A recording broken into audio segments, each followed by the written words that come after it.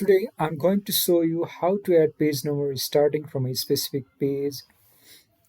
Here is a sample report. Here we do not want any page number in this cover page, abstract, and table of content.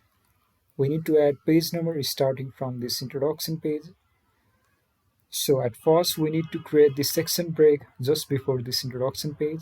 Just go to the layout, break, section break, next page. Just go to the home, just tap on the slide button. Now we can see that we have created a section break just before the introduction page.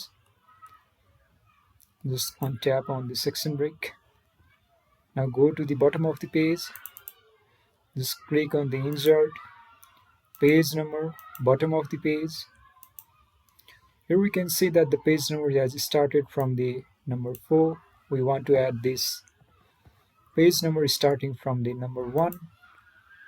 Format page number, start at 1. OK. Now don't forget to click on this link to previous.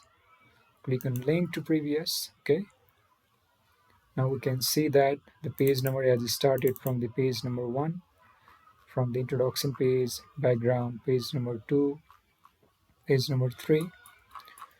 We can also see here that we have page number in this cover page. So just click on the bottom, just delete the page number. Now we can see that there is no page number in this cover page and table of content,